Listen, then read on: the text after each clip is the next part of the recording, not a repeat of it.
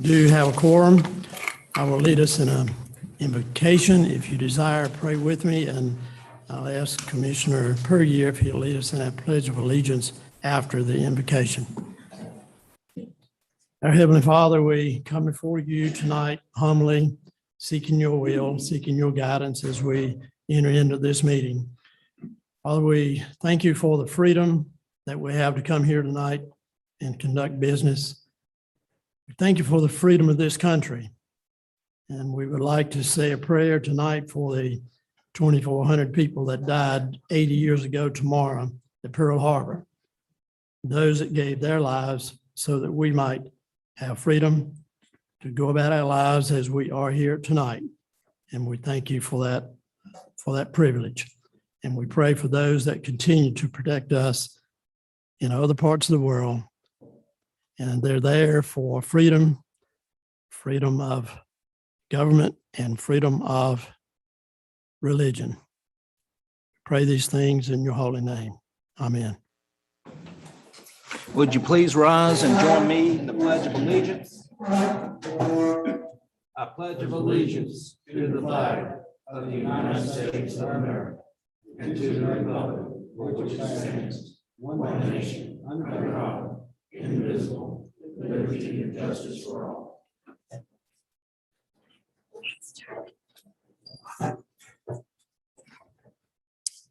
First on our agenda is reorganization of our board, and we'll pass the gavel over to. Thank you, Commissioner Powell. Good evening. It's an honor to preside temporarily for the board to elect your chairman. Rule 4 of the rules of procedure adopted by the board and the statute both say that in December, first regular meeting, the board shall elect the chair and vice chair for the ensuing year. So with that said, commissioners, the floor is open for nominations. I'd like to make a motion for Gordon Powell to serve the next year as our chairman. That motion's in order. Are there any other motions? Mr. Attorney, I would like to nominate Kyle Puryear for chairman. Thank you. Are there any other motions? Let me suggest that the board address those motions serially in the order that they were made. So the first motion was to elect Gordon Powell as the chair. Ask commissioners to raise your hand if you are in favor of, vote aye for that motion to elect Gordon Powell as chair.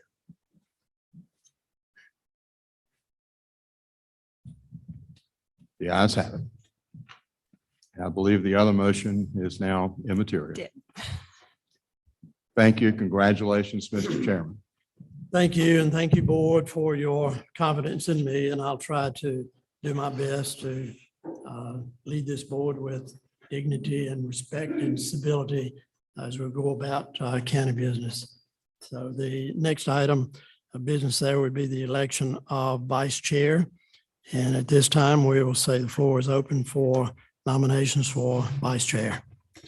Mr. Chairman, I nominate Derek Sims for vice chairman. Of Derek Sims as vice chair. Any other nominations? Hearing none, all in favor of electing Mr. Sims as our vice chair, please raise your hand. Thank you very much. Congratulations, Commissioner Sims. Thank you. Next on the agenda is discussion, adjustment, or approval of the agenda. I'd like to note that we have a request to add a resolution authorizing the fire marshal to implement a local burn ban as item number 7, and then a closed session at the end of our regular meeting. So with those two additions, any other additions or changes? Hearing none. Do I have a motion of approval? Motion moved. to approve. We have a motion to approve. Any further discussion? Hearing none. Motion carried. Item number one on our public hearing, we will have a public hearing. We have a motion to open the public hearing. So moved. Have a motion to open the public hearing. Any discussion? Hearing none. All in favor, please say aye. Aye. Mr. Chairman, I'm sorry. Yes. before we begin the public hearing, I need to disclose that the applicant is of relative kin to me, and I would ask the county attorney if it's appropriate for me to recuse myself. Chairman, if I may. Yes, sir, please. Commissioner Puryear appropriately raised this issue with me previously, and I informed him what the law is. Let me let you know. The law does not allow or require the board to recuse Commissioner Puryear from voting in this situation. There are two statutes. One is about financial interest. Obviously, there's no direct financial interest here that Mr. Puryear has, and anytime that applies to any one of you, the board can and should recuse you. There's a second statute that is in the recently enacted set of land use statutes, Chapter 160D, and it says a commissioner shall be recused from a legislative rezoning matter like this one if, but only if, there's a close familial relationship. But it goes on and it defines what that is. And it means son, daughter, parent, grandparent, spouse. It does not extend to cousin. So Commissioner Puryear appropriately raised the issue, but the law does not allow or require the board to recuse Mr. Puryear in this situation. Thank you very much. So the item number one is a petition requested by Kevin Puryear Properties, Ms. Oakley. And you have the floor now, please. Mr. Chairman, members of the board, for petition CD 02-21, I would like to state that all state statutes and planning ordinance requirements have been met for this public hearing. And at this time, I would like to submit my staff report into the record.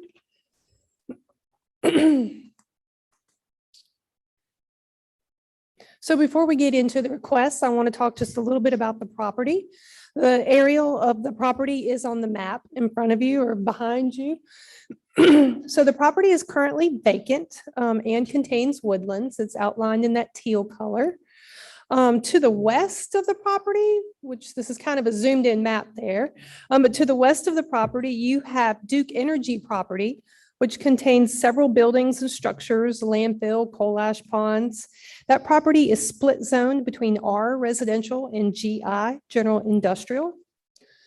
To the north of the property is that same parcel of the Duke Energy property that I just talked about. Again, it's split zoned R and GI. To the east of the property, you have woodlands and a single family dwelling. Again, split zoned, and in this area, it is RC, rural conservation, and R, residential. And to the south of the property, just south of Dunaway Road, you've got Duke Energy property that is split zoned R and GI, and then you also have several single family dwellings that are zoned R. And I've got the zoning map for you on the next screen, just so you can get a better look at the zoning. Again, it's a little bit zoomed in. The property in question is currently R residential. You can see that line of RC zoning just to the east of the property. It's about 125 feet away from the parcel. And then further off the map, which you don't see off to the west, is the industrial zoning for the Duke property. It's about 1,000 to 1,200 feet away from the site.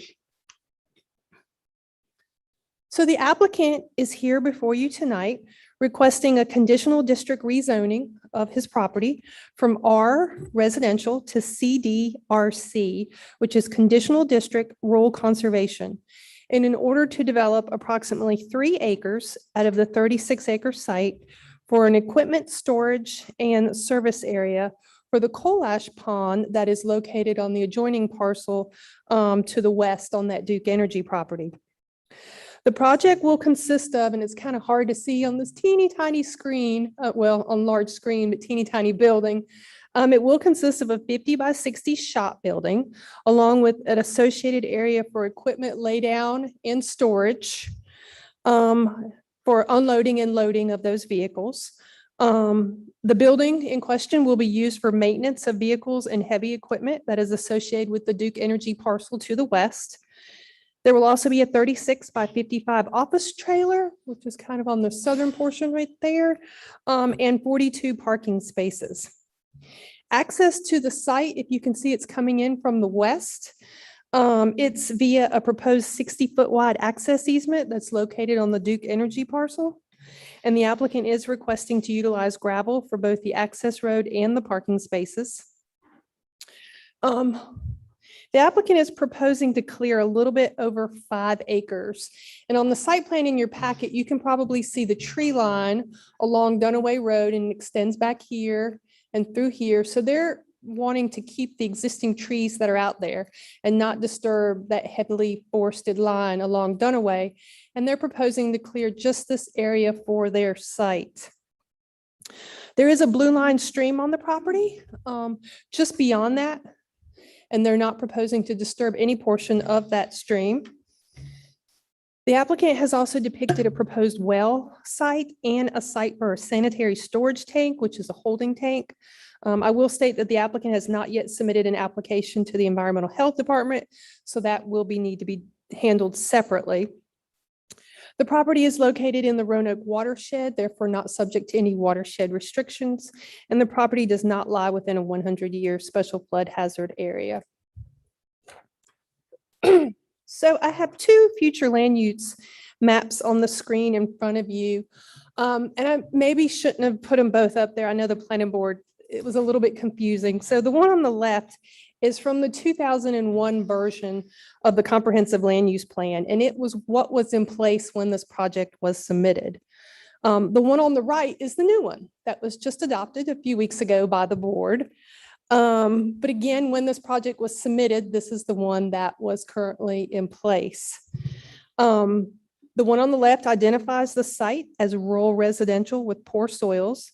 Uses include low-density residential, limited commercial, office, churches, and public institutional. And Appendix O of that previous land use plan lists Goal 2.0, which is to provide a strong local planning environment that supports and enhances economic growth potential of Person County.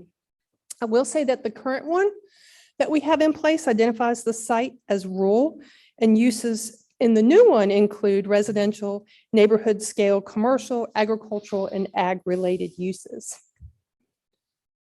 So again, the applicant is requesting a conditional district rezoning of the property from R to CDRC in order to develop approximately 3 acres out of that 36-acre site. Just a reminder that this is a conditional district rezoning request, and if approved, the applicant would only be allowed to construct what was on the site plan that was included in your packet. Any changes to the use of the property, any significant changes to the site plan would require the applicant to go back through the CD rezoning process and back through the public hearing process. So planning staff recommends approval of the conditional district rezoning, CD 0221, based on the Person County Land Use Plan and the future land use map. The rezoning request is a conditional district rezoning request, and being that it is, conditions can be placed on the approval, provided that they comply with the planning ordinance and are agreed upon by the applicant.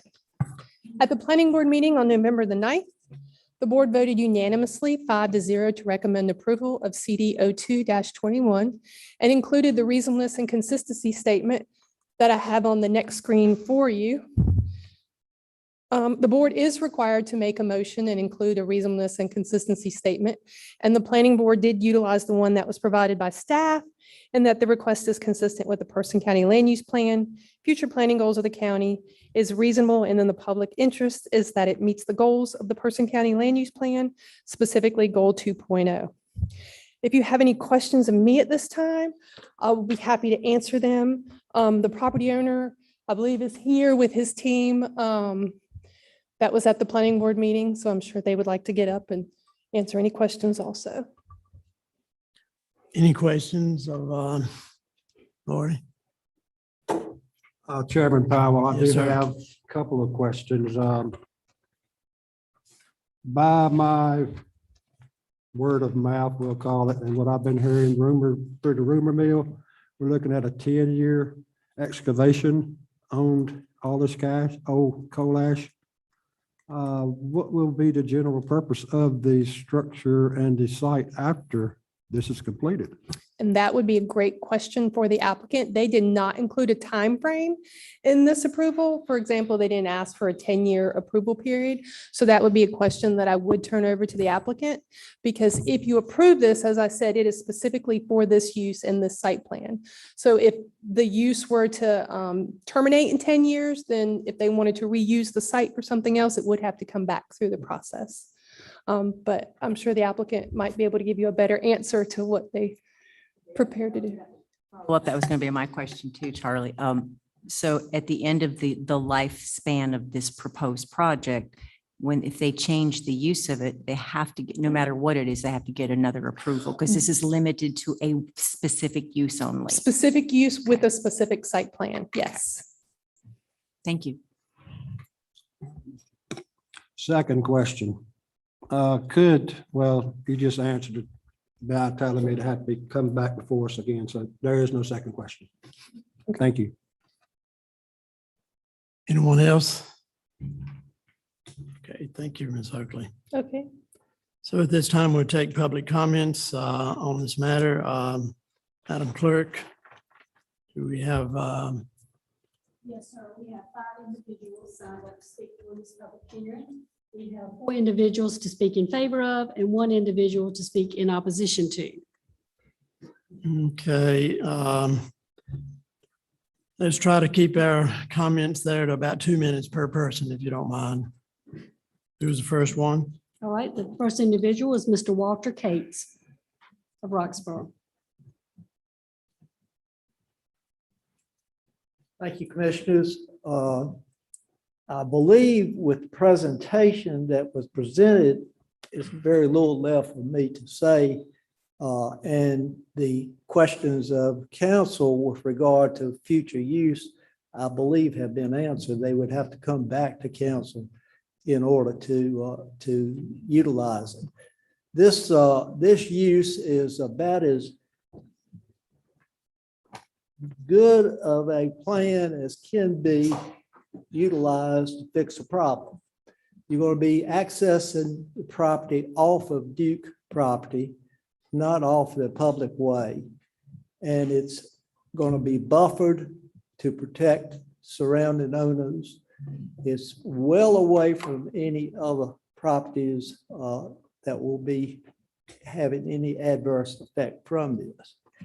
I have with me tonight the Transash person, Mike Kira, who can answer any questions about the project if you need that. I have the engineer that designed the plan that y'all just looked at that's here, as well as Kevin Prier, the owner. But with the presentation of Ms. Oakley, I feel like answered most of the questions, hopefully, for the board. Anything would you like to hear from? Thank you, sir. Then I think at this time, probably, unless we need to address any concerns, the others can talk later. Thank you. Thank you, Mr. Gates. Okay, next one. All right, with that statement from Mr. Cates, we have Mr. Andrew Criest, Mr. Mike Kira, and Kevin Prier, who I understand may be available for questions. Do either of you want to make a statement? That is correct. Okay. Okay. So at this time, we'll move to the opposition list. Ms. Okay. Cynthia Lynch of Hurdle Mills. Good evening. Any concerns I had have been addressed by the presentation, so I have no concerns about this applicant. Thank you. Thank you very much. Do we have a motion to close the public hearing? So move. Motion to close the public hearing. All in favor, well, discussion, any comments? Anyone? All in favor, say aye. Aye. Opposed, none, motion carried. Item number 2 would be action to the request by this board. Do we have a motion to grant or deny? Mr. Chairman, I make a proposal that we grant the request. Okay, we have a motion to grant the request. Questions or comments? Anyone? Hearing.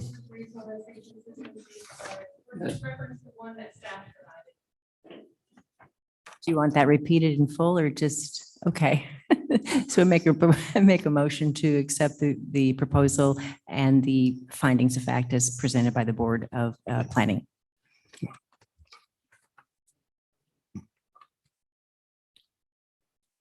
Hearing none, all in favor of the motion as stated, please say aye. Aye. Opposed? None, motion carried. Thank you, Lori. Next item on the agenda is another public hearing, item number 3. Request by Terry Ill and Clara Vick. Ms. Oakley? Board. Today, staff reached out to the applicants as we normally do to remind them of the public hearing that evening. And Mr. Vick indicated that he was under the weather and unable to attend tonight. So we suggested a possible deferral. And then he spoke with his representative, who then came up to our office and talked to us. And they decided that instead of requesting a deferral until January's meeting, they would like to withdraw the application at this time. There were some concerns brought up at the planning board meeting about a possible conditional district rezoning, because as we know, a general rezoning opens it up for every use that's allowed in the table of uses. Planning board members had some concern about a general rezoning. And it was discussed at planning board. And at this time, Mr. Vick has indicated, and I forwarded you the email, that he would like to withdraw his current application and work on a conditional district rezoning request to have back into our office within 60 days. He does have an active violation on the site, so we did ask that it be resubmitted within 60 days.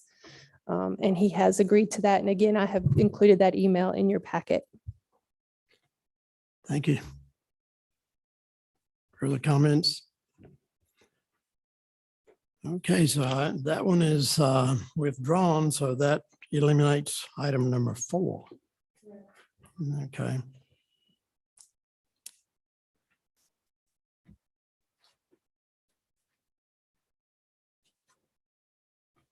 Just go ahead. At this time in our meeting, we do have an informal comment period set aside for public comment. And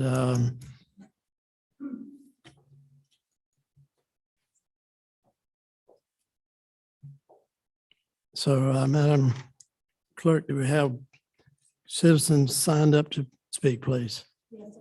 We have 2 individuals signed up to speak. And, okay. Okay, and the first one is Mr. Chris Weaver of Satterfield Farm Road in Timberlake. Hey, everybody. What a year we've had. Glad to see it's over. I'm looking forward to the next one. I see that Toyota has decided to choose a mega site down the road. I'm curious, did we compete for this mega site? I mean, that ship has sailed. Can somebody tell us? Did we compete? Did we stand on the dock and wave? You know, that's gone. These people that just left, that's a little bit of economic development. That's awesome. That's fantastic. I would like more. Why can't we have better? Why can't we have more?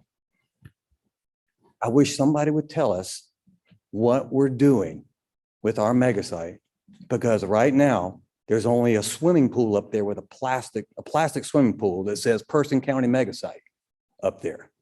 We don't even have a sign up there so anybody can see it, know where it's at. It just bewilders me. I hope going forward, we can allocate $2,000. Maybe we can hire somebody locally here from the art people down on Main Street to build a sign. Can somebody tell us, did we compete? Are we competing? It shouldn't be this secretive. It's kind of ridiculous. Y'all have a great holiday. All right, our next public speaker will be Ms. Cynthia Lynch of Her Mills.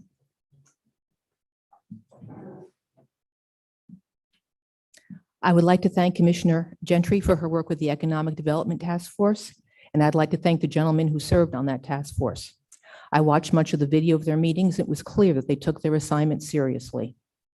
I attended the public in-person meeting on November 10th, where members of the task force expressed what they considered to be the main points of what they learned during their research. The public was offered the opportunity to ask questions with no time limits imposed.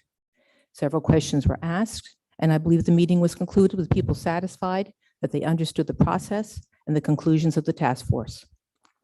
I found it interesting that only two commissioners, Commissioners Gentry and Palmer, were at the meeting. I found it strange the other three commissioners did not think it was important to hear what the task force members had to say. However, this was clarified at the next commissioners meeting when it was revealed that those commissioners had spoken with the task force members, but it had been done privately. Apparently, no more than two commissioners met at a time, and although it was not clear how many task force members were involved, it seemed the commissioners received the information that they sought.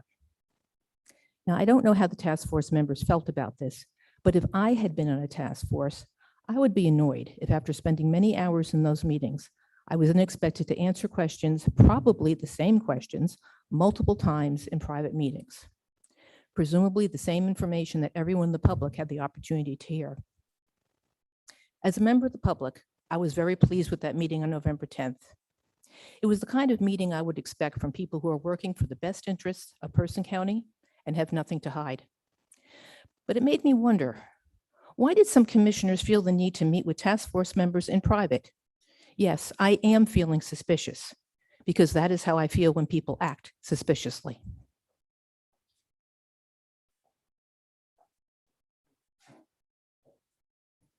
And that's all, Madam Clerk.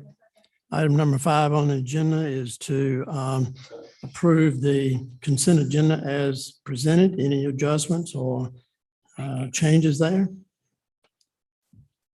Make a motion to approve. Have a motion to approve the consent agenda as presented. Any discussion? Hearing none. All in favor of the motion, say aye. Aye. Opposed? None. Motion carried. Item number 6, presentation of annual comprehensive financial report for financial year ending June 30th, 2021. Ms. Weinberg.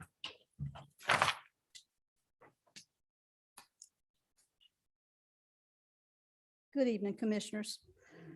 I'm happy and relieved to announce that the county's audit report for fiscal year 21 was completed and submitted by the state's deadline of October the 31st. Hallelujah. This was only possible through the hard work and dedication of my staff and diligent efforts by our audit firm, Elliott Davis. Jamie Crampton is here again to present an overview of their process and certain disclosures related to fiscal year 21's audit report. And then I'll follow up with some graphs and other financial data that will help to summarize the county's fiscal state as it stood at June 30th, 2021. And at this time, I'll hand it over to Jamie to get us started.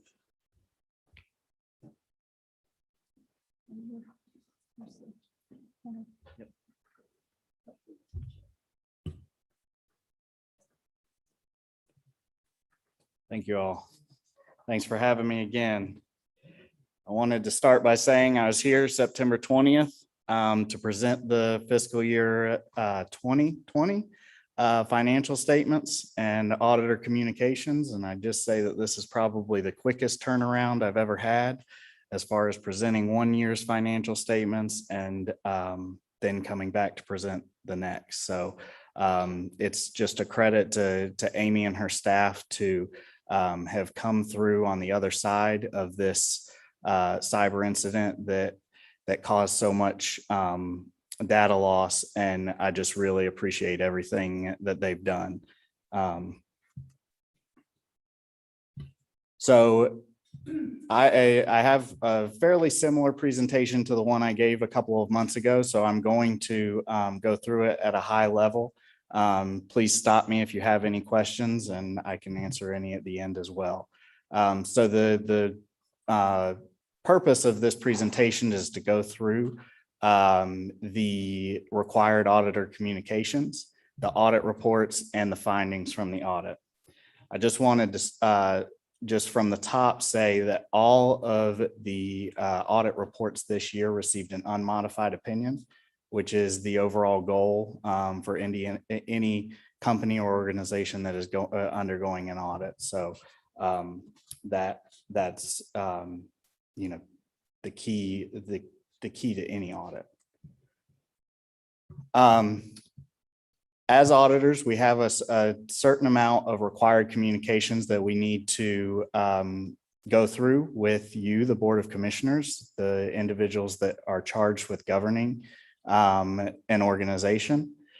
The packet that was provided in your board packet goes in detail in each of these. A couple that I wanted to point out was first the significant accounting policies. This year, we implemented GASB 84, which basically was a change in reporting requirements. So certain activities that used to be reported in fiduciary activities were now had to be reported in special revenue funds and vice versa. We worked closely with Amy in order to implement this, and you will see a small restatement from the prior year in the financial statements and an explanation in the note disclosures.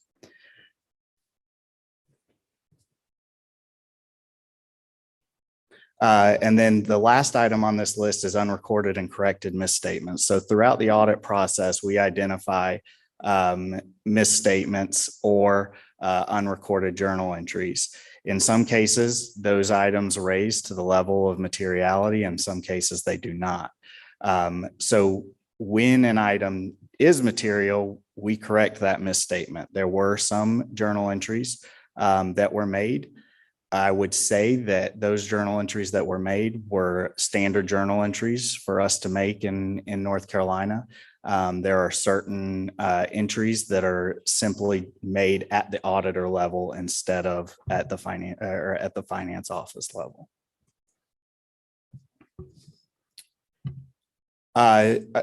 Next slide has a few more required communications. First one that kind of pops out on the screen is disagreements with management. If we had any disagreements with management, we would have to notify you of those. We did not, and we have not.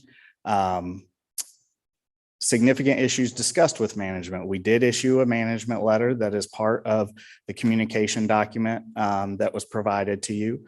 There are a couple of items in there that did not raise to the level of a significant deficiency or material weakness, but were items that we just wanted to bring to your attention as well as finance's attention. And we've discussed those in depth with finance, but happy to answer any questions on those.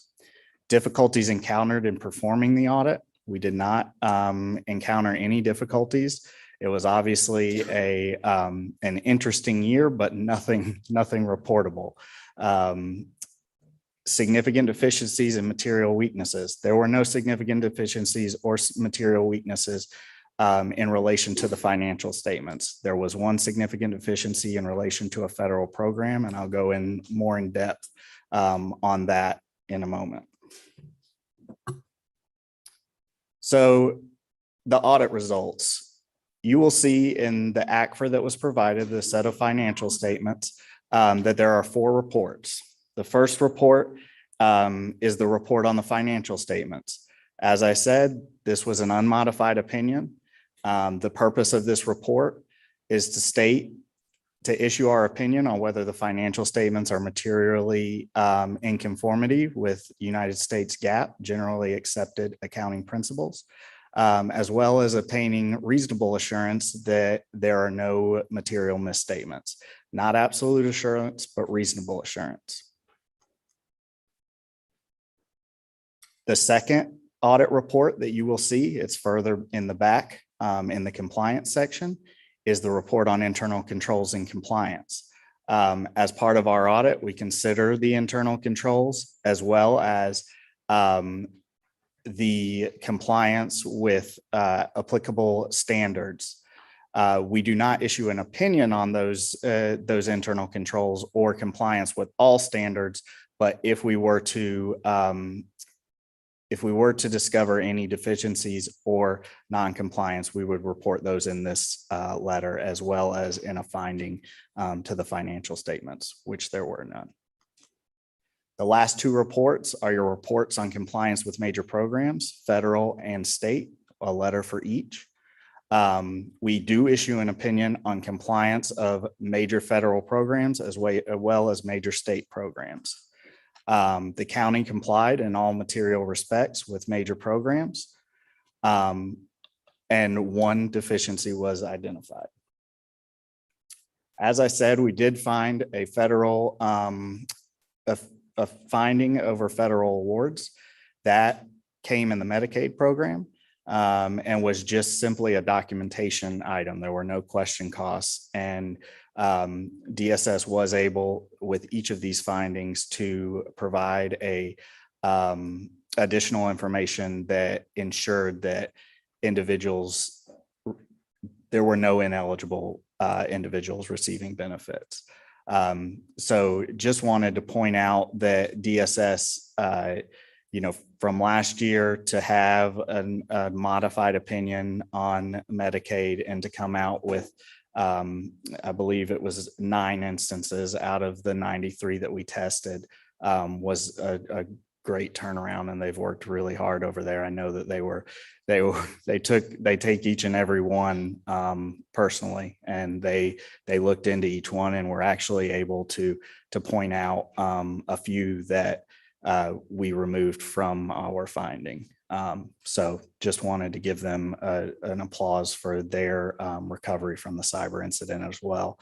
I think as part of their corrective action plan, they have implemented a system of uploading all documentation to the state's portal, which will, in the event if a cyber incident were to happen in the future, the documentation would be able to be recovered through the state's document portal.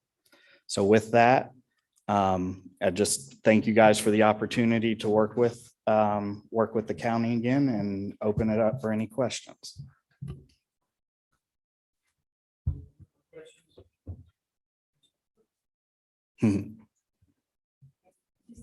Clarification. You said there, I know Amy does a great job for the county. We're just so blessed to have her with us. You said there were different accounts. Was that accounting for funds? Was that because of the COVID funds? And no, actually, this is an item that is unrelated from COVID and the American Rescue Plan and having to CARES Act. recategorize where those It was monies came separate from. that. It is Okay. basically a change in reporting. So funds that are held for inmates at a prison historically, they were presented as a fiduciary fund. And were not actually part of the cash or revenue of the county. Now they are in a revenue fund because they basically are saying, okay, well, you are taking in this revenue from the inmates and then you are dispersing it as they say, you should, to pay for commissary and things like that. But it is an in and out of the county. It is not you just holding another person's money. And so it's really just an accounting. Just accounting thing. recategorizing. Yes, Okay, so recategorizing. Yes, back ma'am. to my other question, when you said journal entries, are you talking about journal entries that just weren't clearly identified? Because I'm assuming this is an Oh, automated yes, yeah. So system. this, so going back to the corrected misstatements. So items like debt and fixed assets are not actually recorded on the county's books on a modified accrual basis. They only come into effect at the government-wide statement level, which are the first two statements in your ACFR document. And so a lot of times the auditor will make those entries for the county in order to prepare those two documents. Okay, because I'm assuming most of the time that kind of stuff is automated within the system and the internal controls, correct? Correct. Okay, Yeah. thank you, thank you. Yeah, they provide all of the information. We're basically just putting it into a system so that we can write the financial. You're auditing, statements. okay, thank you. Yes. Thank you for the clarification. I just want to make sure I understood. Yep. Thanks. Other questions, comments? Yes, sir. This afternoon, and I was overlooking this, all of this 200 plus pages. The past several years, the county had met a certain level. And now we're kind of on hold to get to that level. And I forget what I read. It was like a certification level or something. Oh, yeah, that's the GFOA, the Government Finance Officer Association, Right. provides a certificate of excellence. What's the turnover? So Tentative. we have seen it stretch out at least 10 months from issuance. They are way behind in their review process. I will say, as being a former finance officer, I can tell you that they use finance officers at other counties and things like that on a volunteer basis to review these financial statements. And you've got, thousands of municipalities and counties that participate in this program because it is the mark, one of the highest marks of reporting that you can receive. And I think that just with the influx of stimulus funds and things like that, I think they're having a hard time finding volunteers to review these financial statements. And so I think that either they're going to have to make modifications to the review program or I don't work for them, so I can't really tell you what their answer is going to be to that. But there is a delay, and everybody is seeing that and But there was experiencing that. nothing discovered that No, should hold us down. No, you should receive them. Thank you. You will probably, because FY20 was issued so closely to FY21, you'll probably Right. receive them very close to one another. Once they review the 2020 financial statements, they'll probably jump right into 2021. Perfect. Thank you. All right.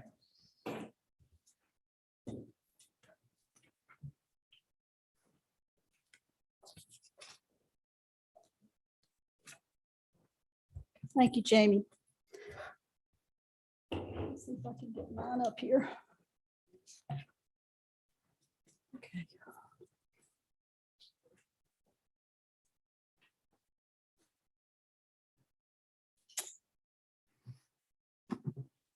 A little bit of a lag on this, so waiting for it to come in.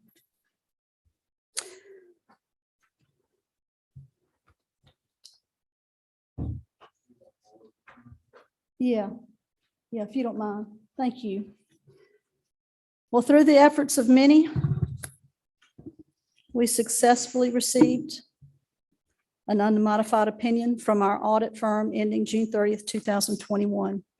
As Jamie just shared with you, an unmodified opinion is an independent auditor's judgment that a company or organization's financial statements are fairly and appropriately presented without any identified exceptions and in compliance with generally accepted accounting principles. As of today, we are still waiting on the Government Finance Officers Association's review of the county's fiscal year 20 audit and have just submitted our report to them for fiscal year 21. This national review by the GFOA, as he said, normally takes anywhere from 6 to 9 months, but we're starting to see more of a 10-month lag from what I'm hearing. So we're anticipating maybe a response from them based on that timeline for fiscal year 20 by March, April of this coming year. I want to mention to all who are not familiar with reviewing the county's financial audit that the summary and analysis of the financial statements can be accessed in the management discussion and analysis section on pages 13 through 23. Also, as I go through the presentation, I'll provide the exhibit and page number from the audit report that I used to compile the data on the slides for your reference. So I'll get started with the first slide here. The data on this slide through page 7 will include financial data from a government-wide perspective, a focus on the total organization as opposed to a focus on certain funds. This information comes from exhibit number 1 on page 24 in the audit report. The statement of net position assesses the balance of a government's assets against its liabilities. The difference between the two is called net position. I actually have net assets up there, which is an older term. It should say net position. This is an indicator of a government's financial state at the end of the fiscal year.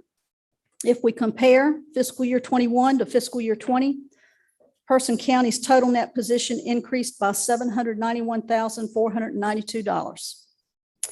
Assets that included cash and receivables from sales tax collections and property tax revenues reported higher in fiscal year 21, offsetting the increases that we also reported in liabilities. So Person County showed some positive growth for the fiscal year ending June 30th, 2021.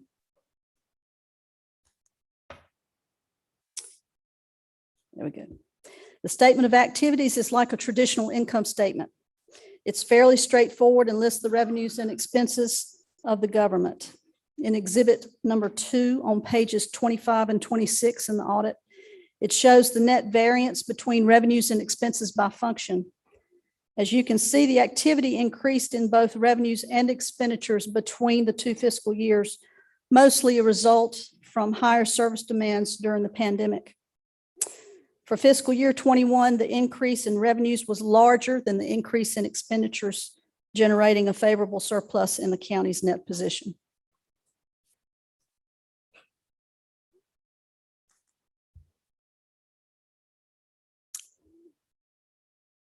Okay. This is a pie chart that shows the distribution of total governmental revenues by type. The figures used to calculate the percentages on this slide comes from exhibit number 4 on page 29 in the audit. The 2 changes that I observed included the portions of sales tax and intergovernmental revenues. Local option sales tax revenue, which is that blue slice there, increased their portion of total revenues by 2%. So it went from 14% to 16%. Intergovernmental, the light purple slice, which includes state and federal revenues, decreased by a 2% portion from 19 to 17%. Other than those 2, the other revenue categories remained relatively the same as a portion of the total governmental revenues. If we look at a similar chart for the distribution of total governmental expenditures by function, again referenced from exhibit number 4, general government in the bright green section up there at the top and human services in the yellow section increased as a portion of the total by 2% each for fiscal year 21. Capital outlay in the light purple slice at the top fell by 2%. I believe this is due to a shift in priorities from capital purchasing to service-related expenditures in response to the pandemic.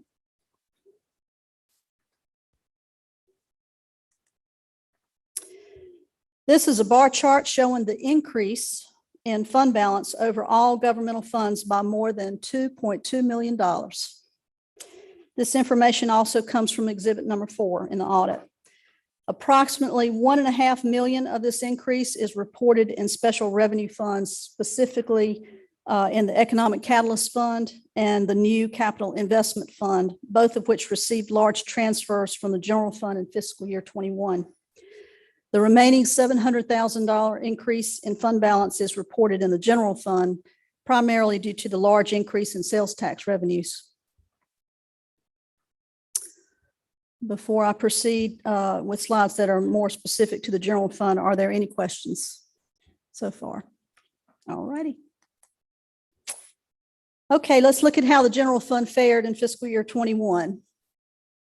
The numbers in this slide can be found in Exhibit 3 on page 27 of the audit under the general fund column. Unassigned fund balance, the portion of total fund balance that is not dedicated or reserved for any specific purpose, significantly increased in fiscal year 21 by just over $4 million. Aside from the larger sales tax and property tax collections that would cause this portion of fund balance decline, the almost $3 million reduction in subsequent years' expenditures, which is the amount of fund balance appropriation that was adopted for the fiscal year 22 budget, the one we're in, caused a significant amount of previously designated fund balance to be undesignated or unassigned on the balance sheet at the end of fiscal year 21. This large reduction of fund balance appropriation is the primary cause for the significant increase in discretionary fund balance that grew from 17.7 million to 21.7 million.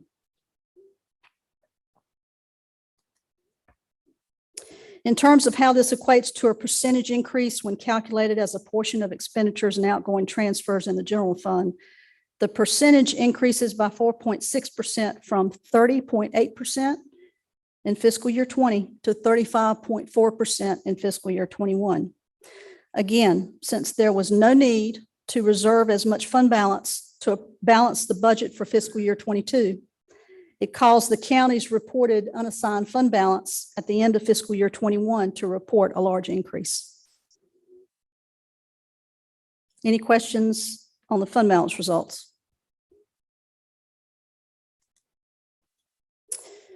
All right, this graph is a budget to actual comparison for revenues in the general fund. This information comes from the totals in exhibit number 5 on page 31 of the audit. Actual revenues in fiscal year 21 exceeded the final revised budget by almost 2.1 million. Over 1.7 million of this surplus was generated from property tax collections, evidence of a higher collection rate. The other revenue type that reported revenues over budget was charges for services at an excess of 833,000.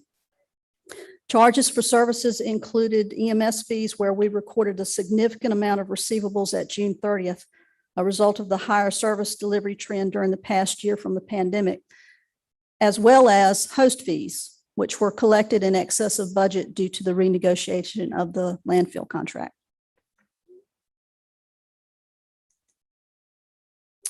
For expenditures in the general fund, Exhibit 5 in the audit indicates that we are under the final revised budget by around 6.7 million.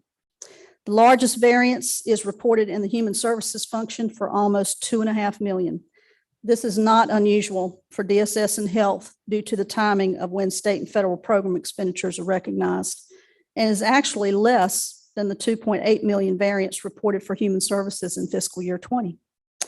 General government comes in second place with remaining budgeted expenditures of almost 1.7 million, the majority coming from available cyber expenditures, as well as utility and maintenance funds and general services.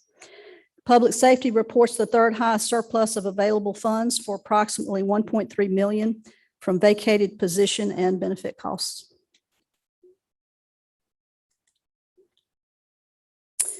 All right, this is the last budget-related slide for the general fund and provides a look at how much in fund balance reserves were pledged to cover the county's expenditures during the year. Although it's reported in exhibit number 5 of the audit that almost 7.7 million in fund balance was appropriated, there was no actual use of reserves since the total revenues received for the year exceeded expenditures by over 1.1 million. And as a comparison to fiscal year 20, the county pledged almost 8.2 million of fund balance to cover expenditures, but reported similar results in that revenues exceeded expenditures by an even greater margin of 1.6 million. And interestingly, the last time we had an actual use of fund balance reserves was 8 years ago in fiscal year 13, when revenues had declined due to an economic downturn and the county budgeted a large amount of CIP expenditures to address some long-needed deferred capital projects. So it's been a while since we've actually had to use any fund balance. And I couldn't make this PowerPoint presentation without including a slide on sales tax and use tax revenues, which was the main catalyst for how Person County was able to report an overall increase in net position for fiscal year 21. Ironically, the county reported an almost $1.5 million increase in sales tax collections during a year of economic turmoil as a result of higher reported sales at local businesses during the pandemic.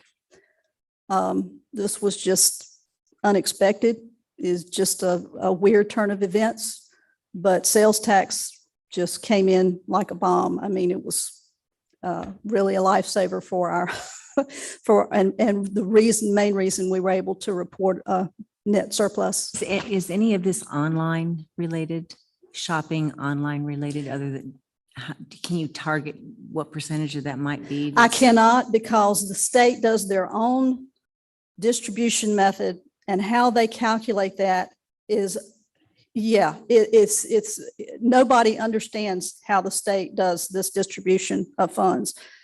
There's just a lot that goes into it, but yeah, I think some of it has to do with they are now able to capture the sales tax from places like online places like Amazon.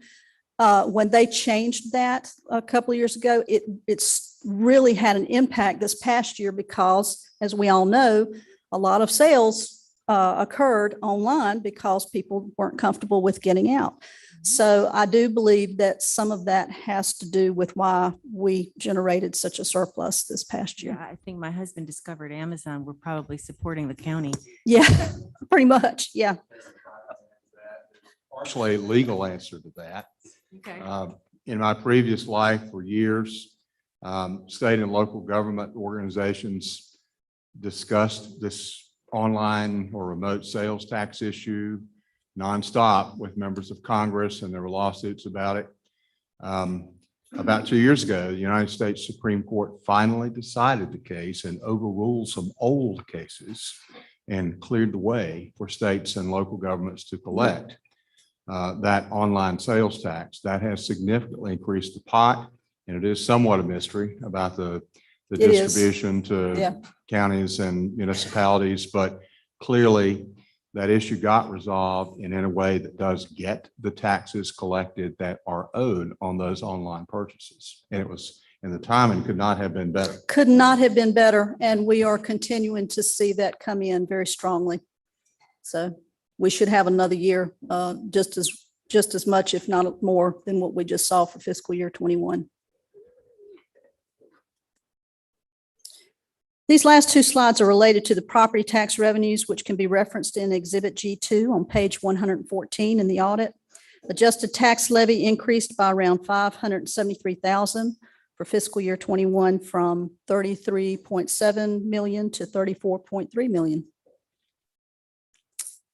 But I think the bigger story is in this slide, which shows a 0.36% increase in the property tax collection rate from 98.98% to 99.34%.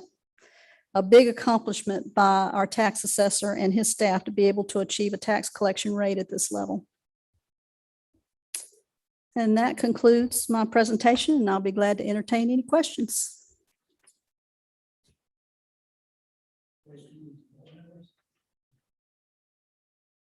I don't have any questions. I have compliments. I'll take those too. I don't know if you can cash those in anywhere. I but, wish I could.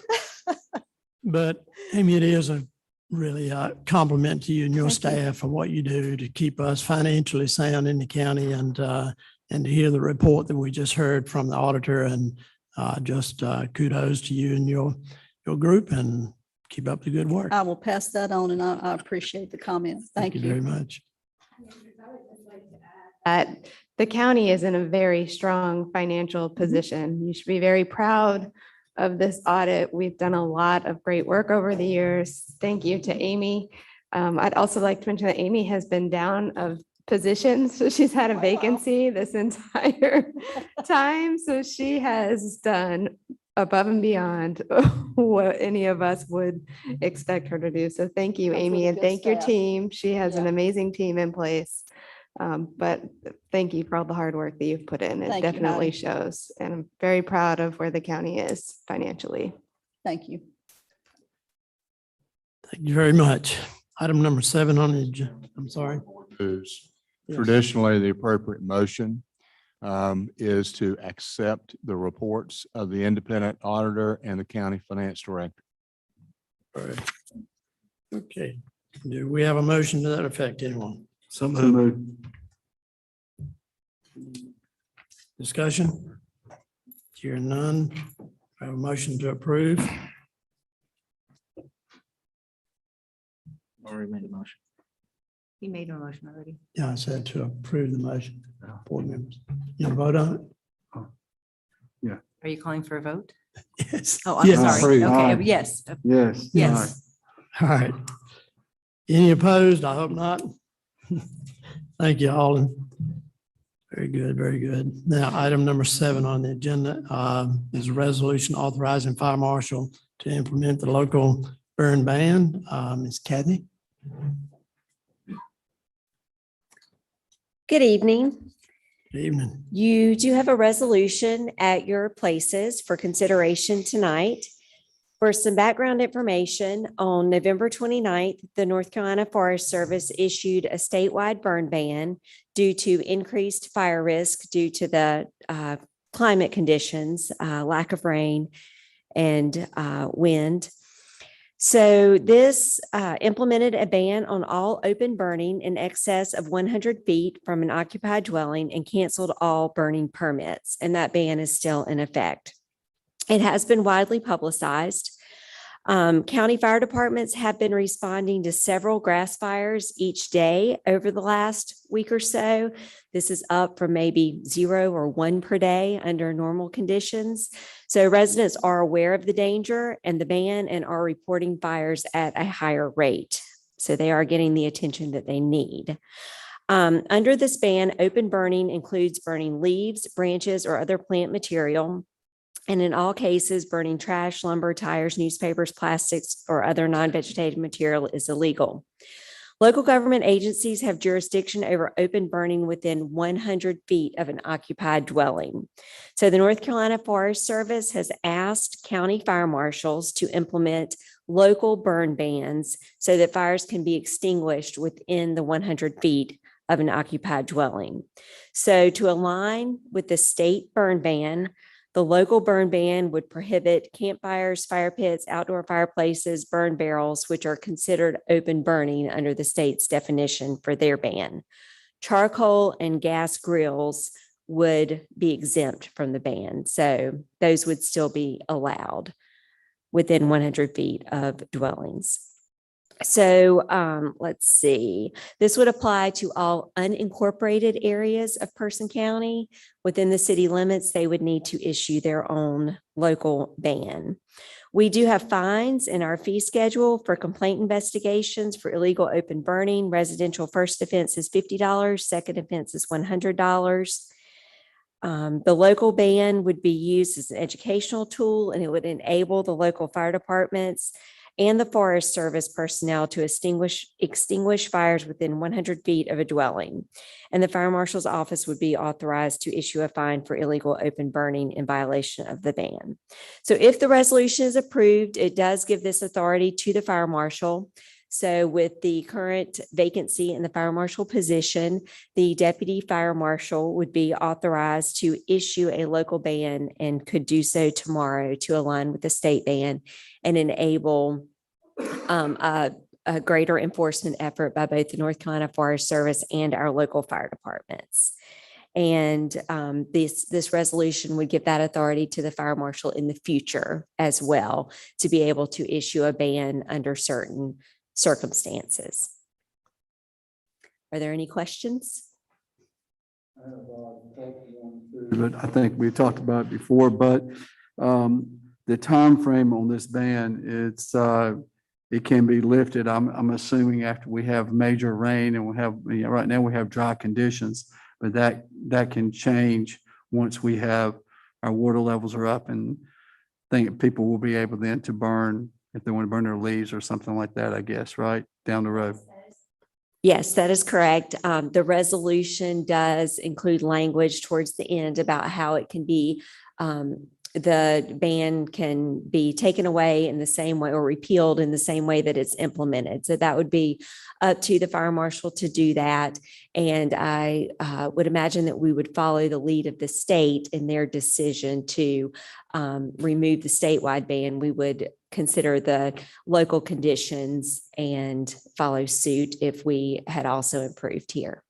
How do we get that information to our citizens once we say, okay, we now have the fire ban is in place, but also when the fire ban is lifted, how does that information get out to the citizens so they know that they can go on? In this particular case, I think the word spread pretty quickly on social media, starting with the fire services releases that we shared. But we can also utilize the newspaper as well as the radio to make those announcements, and the county website as well. And we've said that we will allow the charcoal grills, but we will not allow a fire pit. In other words, someone has a metal fire pit that they put wood in. If you've seen them at people's houses, that would not be allowed. Is that right? Right. So if we align with the language in the state's ban, cooking fires would be allowed on grills, but the fire pits, the warming fires or recreational fires are not. Right. Okay. Let me add and further explain why this resolution is before the board. As I read the law, the county fire marshal has no inherent authority or no statutory authority on his or her own to declare a burning ban near structures. But the statute that is referenced in the resolution says that the Board of County Commissioners may confer that authority, which is the purpose of the resolution, to authorize the county fire marshal to do this when necessary. But at some point, it has to be rescinded. And then if you need to use it another time, we have to have a subsequent resolution. No, this resolution would convey the authority to the fire marshal to make the decision based on local conditions. So in this particular case, we are following the lead of the state with the burn ban that they've implemented statewide, and likely would repeal of the local ban along with the repeal of the ban at the state level. In the future, the conditions can, and in the resolution, there are several situations where the fire marshal might determine that a local burn ban is issued, and the fire marshal would then have that authority based upon this resolution to do that in the future without having to come back to the board to issue the local burn ban. So some of those things are extended periods of low humidity, high winds, elevated temperatures, lack of rainfall. In other cases, it might be a local condition that would warrant it, such as a flammable or combustible liquid spill, hazardous materials incident. So those would be Should we have those defined. items kind of specified as to what levels would call for that? Because you're just given a blanket authorization if with no parameters of saying when you stop, when you start, what's level A, B, C, whatever. I mean, I'm all for it, but I just think there needs to be some parameters built into it as to what starts and stops it. Here's what happens in practice. The county and municipal fire officials tend to and almost always follow the guidance of the State Forest Service. And it's kind of in their DNA to do that. So I would suggest to you is this resolution, as far as I can see, is adequate and necessary at the moment. But depending on experience as we go on, if there's a need to adjust it, the board certainly can do that. So we have the ability to pull this in then, or any board subsequent. Board always has the authority to start over, amend the resolution, whatever you'd like. The first offense would be just a warning. Is that correct? Well, that is something that can be discussed. Typically, our practice is that a first offense is a warning versus a fine. I did talk with the Forest Service today, and they said that that's typically their practice as well, except for when a burn ban is in place and they do not issue warnings. The fine is issued for the first offense due to the extreme conditions and danger presented. It just concerns me a little bit that someone doesn't know that there's a burn ban for whatever reason. I know you say we got social media and all that, and they come out there and they have a fire pit going and they're going to say, oh, we're writing you a ticket, and they don't get a warning.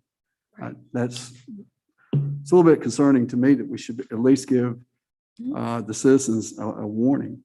And then And that is our typical practice and part of the educational piece of this, to be able to use it as an educational tool initially.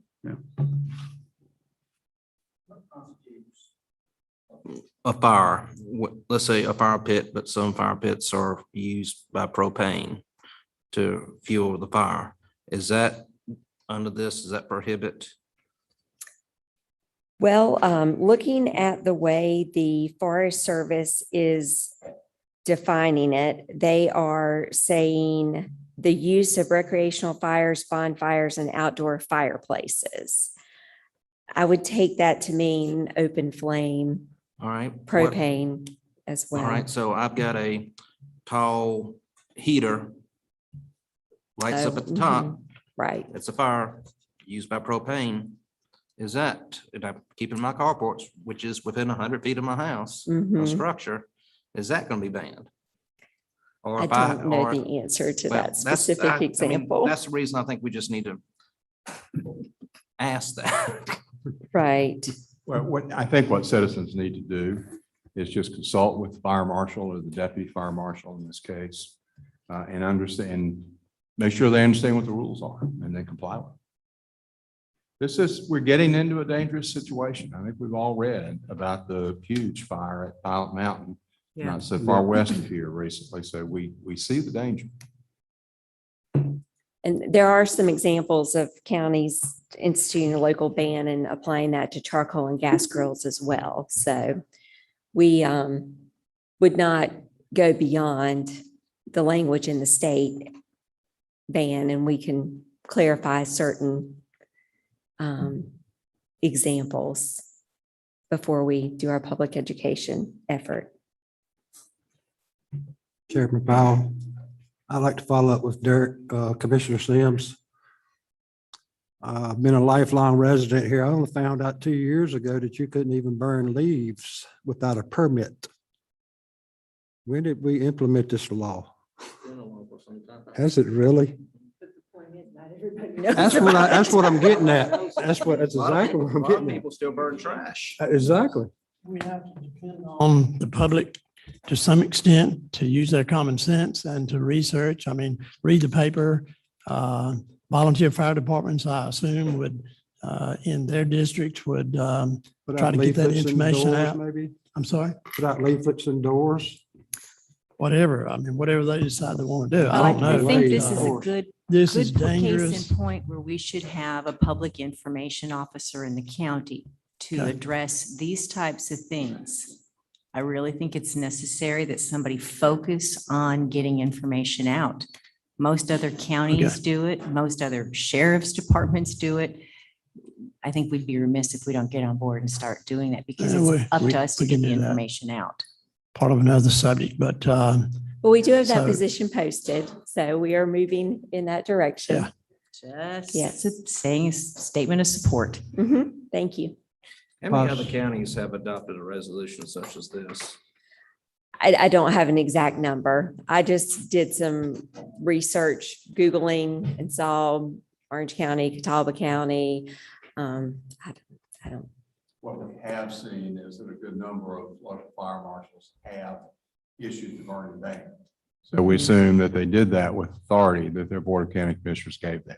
We just couldn't find, since I asked the question, we couldn't find that the Person County Board had ever provided the authority. well, I'm okay personally with the local burn ban. I'm okay with the ban.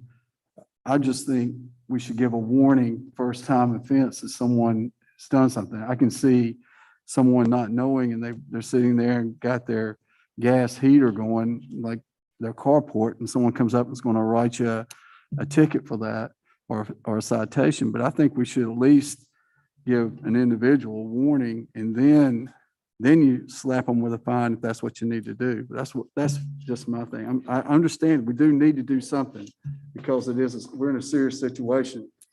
But I just want to give our citizens a chance, give them a warning instead of going out there and writing them a citation right off the bat.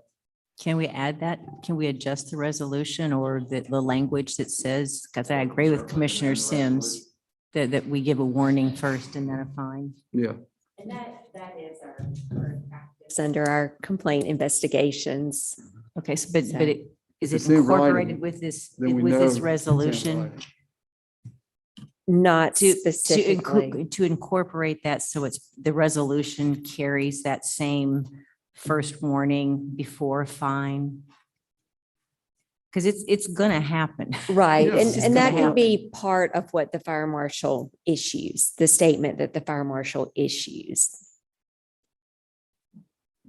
That could be written into. That's my the question. statement. Do we direct the fire marshal to say this is the process that the board approves? Mm-hmm. Okay, that's what I Yeah. wanted to know. Add language in here to say that our practice will be first a verbal warning, and anything after that would be addressed through a fine. Yeah. Would that work for you? Yeah, that works for Okay. me. Commissioner Powell, one more thing. So I think for clarity, that the least we could do at a very inexpensive way is send out mailers to all property owners. If they have rental properties, they share it with their renters. Because everybody doesn't watch TV. Everybody doesn't do social media. Everybody doesn't listen to radios. I think as a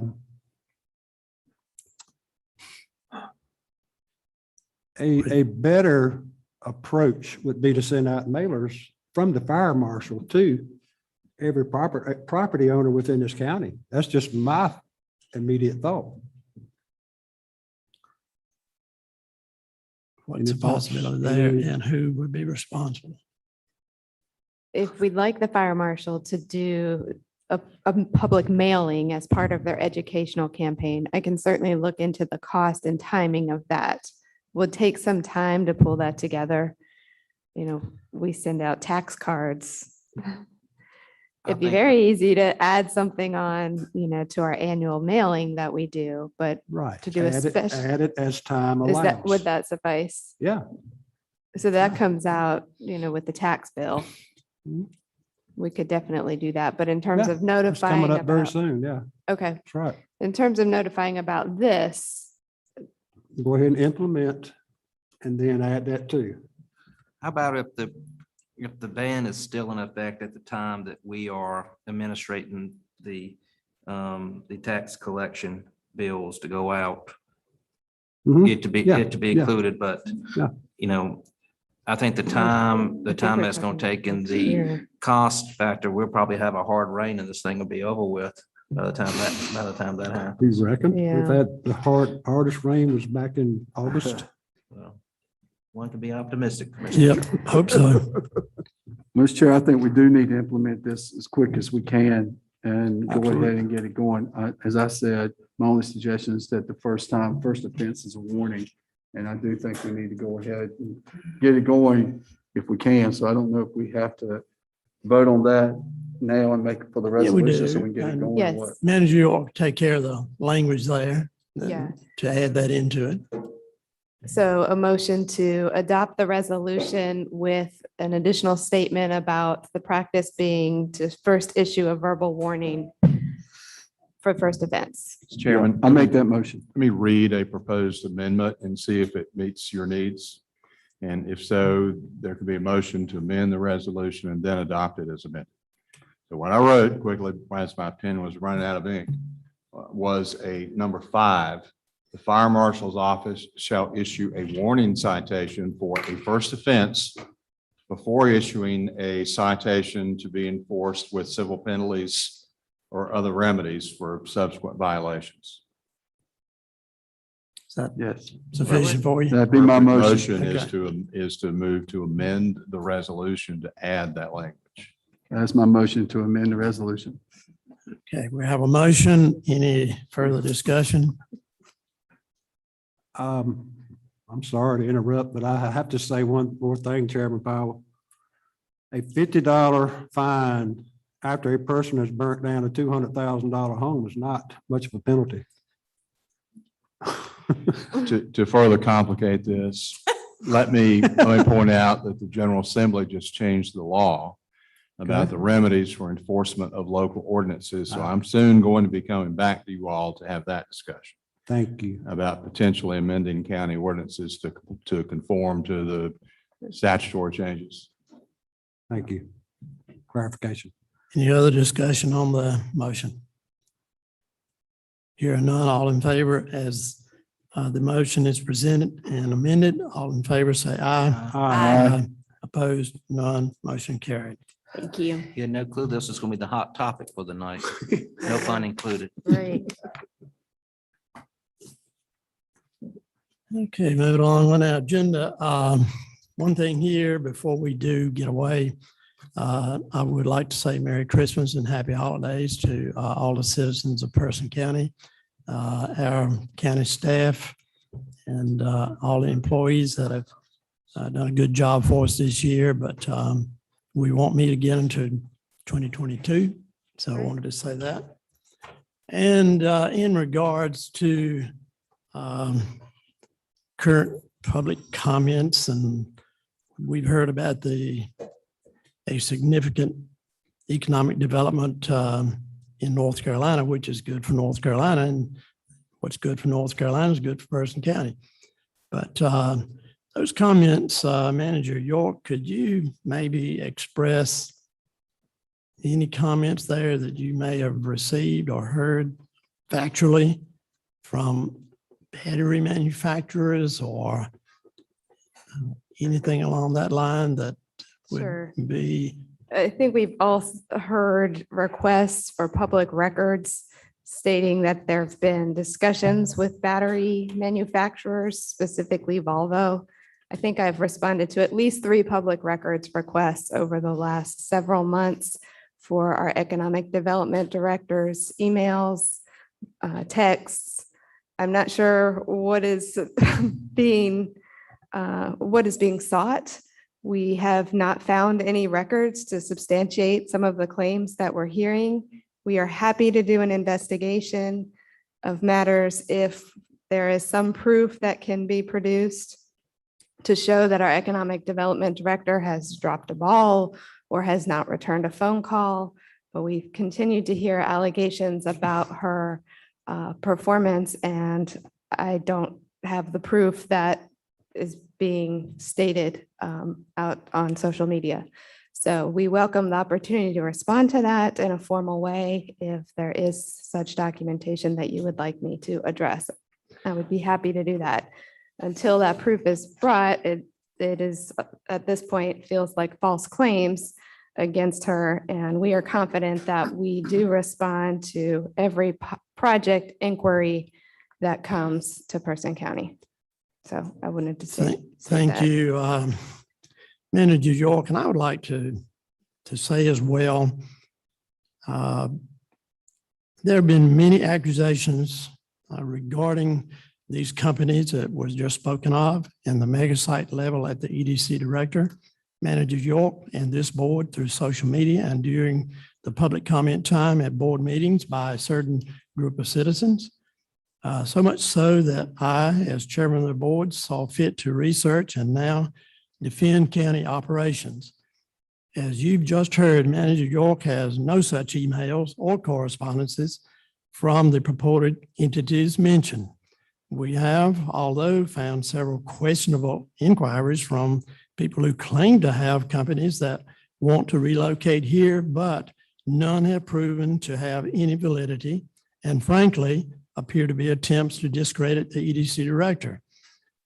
In my comments in closing, I'll address those people who continue to say they have proof of any member of county operations failing to do their jobs to come forward with said proof.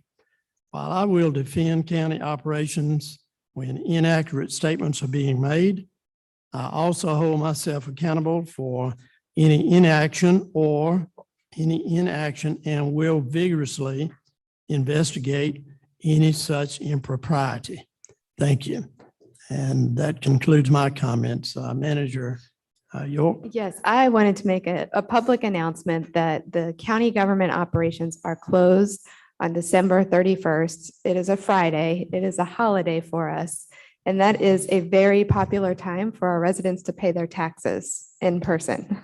So please help spread the word that the tax office is closed on Friday, the 31st. We do have a drop box, but we would really prefer for cash payments that arrangements are made prior to the 31st to come into the tax office to make their tax bill payments.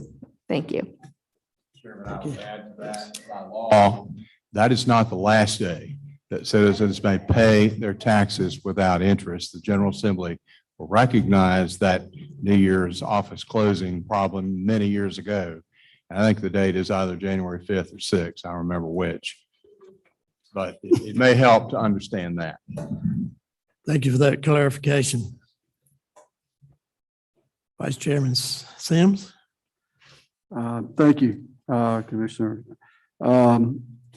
I guess with the public comments, I wrote down a couple of things that I was going to question. The meeting that was brought up earlier with the task force, was that meeting legit, or was it handled correctly or not?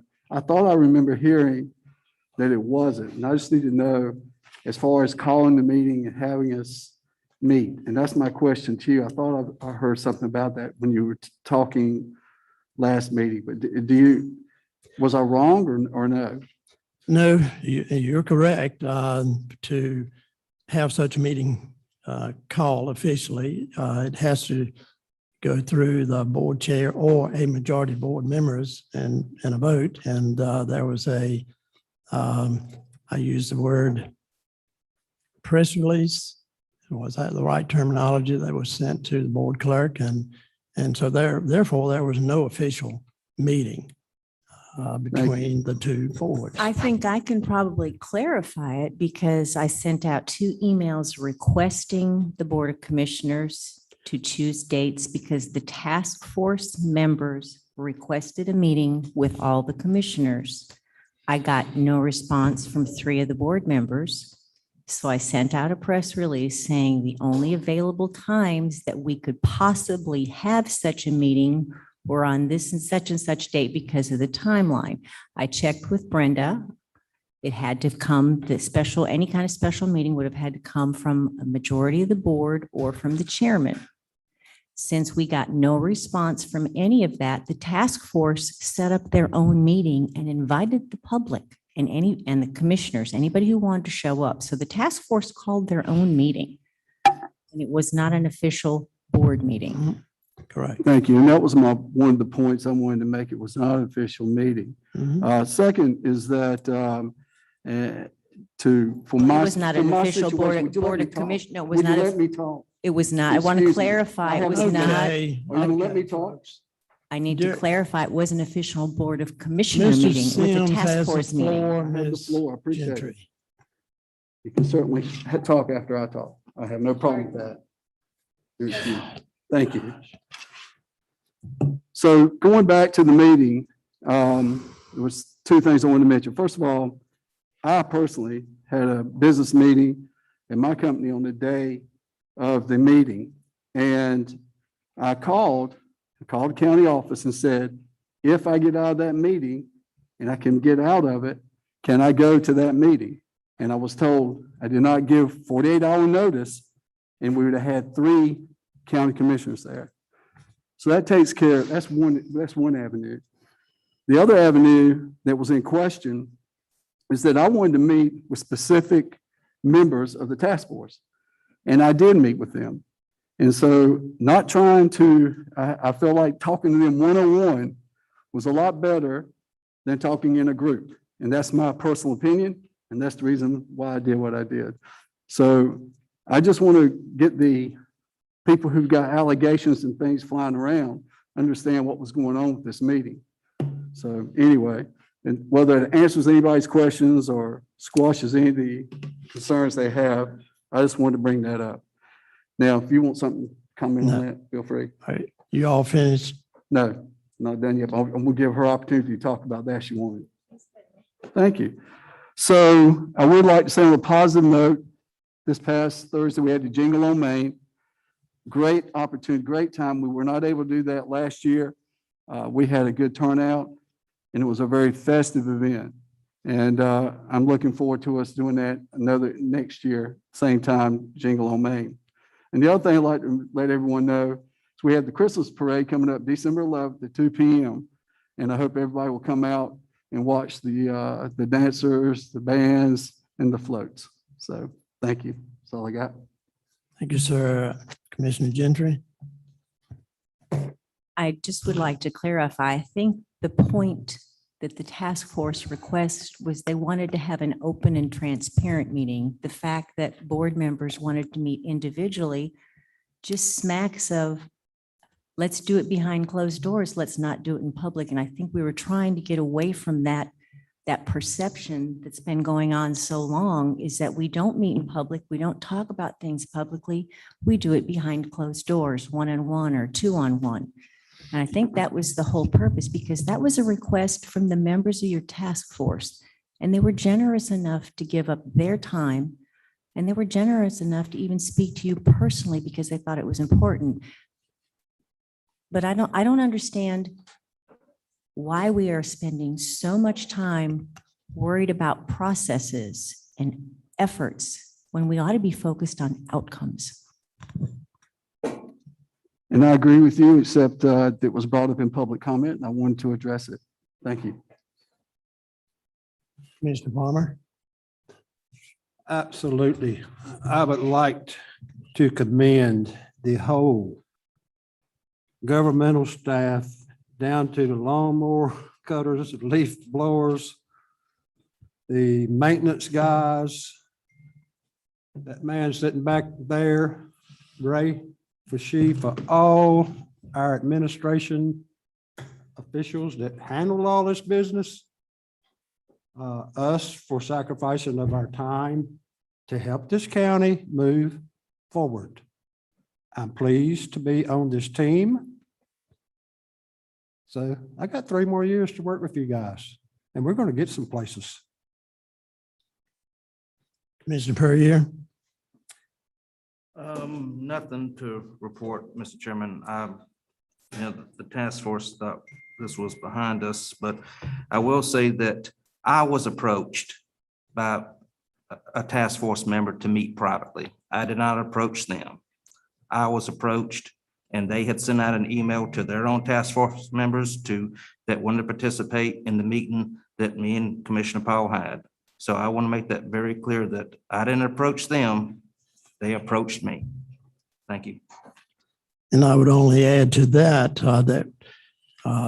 when we did meet and speak with those hardworking gentlemen, the report, or how you term that, had already been presented. There were no changes to be made. There was not, no. So there was absolutely nothing behind closed doors that was anything wrong with what we were doing to meet with them. Nothing at all. Thank you very much. At this time, do we have a motion to go into closed session? Mr. Chairman, I make a motion that the board go into closed session to consult with the county attorney on a matter within the scope of the attorney-client privilege, and to consider and give instruction to our attorney concerning the handling or settlement of a judicial action under Grand Statute 143-318.11A3, and that we invite the clerk, county manager, assistant county manager, and planning director to go into closed session. And we would ask, yeah, did you say assistant county manager? Okay, thank you. All right. We have a motion to go into closed session. All in favor, say aye. Aye. Aye. Opposed? None. Motion carried. And we need about 5 minutes here to get things set up for closed session.